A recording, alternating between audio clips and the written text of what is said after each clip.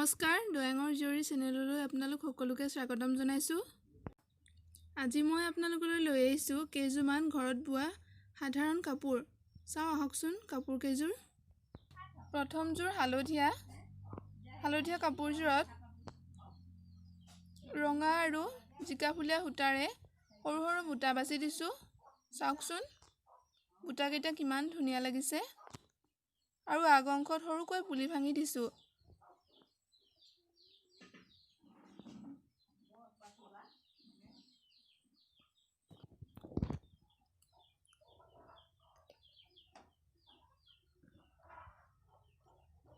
এইখন চাদৰখনতো ঠিক একেদৰে সৰু সৰু বুটা বাছি দিয়া হৈছে আৰু আগ অংশত পুলি ভাঙি দিয়া হৈছে।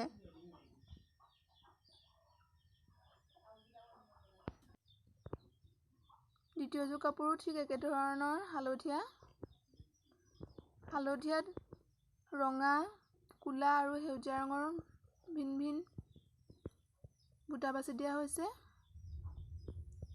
চাওকচোন কিমান ধুনীয়া লাগিছে।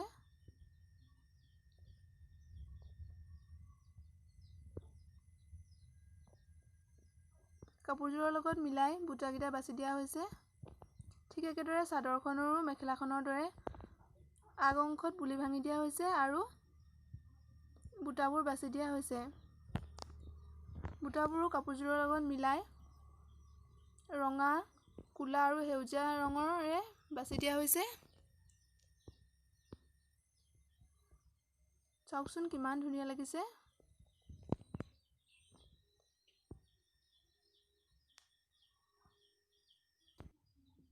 তৃতীয়যোৰ কাপোৰ বেঙুনীয়া ৰঙৰ।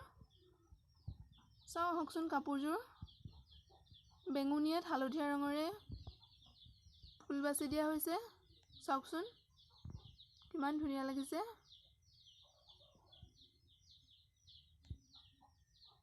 ফুলবোৰ একদম সাধাৰণ আৰু কাপোৰযোৰ একদম সাধাৰণভাৱে বচা হৈছে ফুলবোৰ।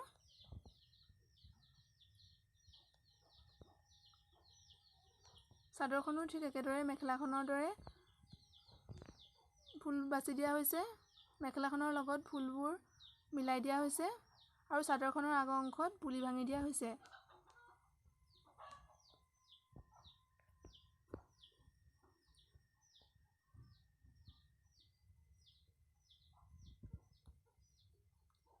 কাপোৰযোৰৰ লগত মিলাই ফুলবোৰ বেলেগ বেলেগ ধৰণেৰে বাছি দিয়া হৈছে।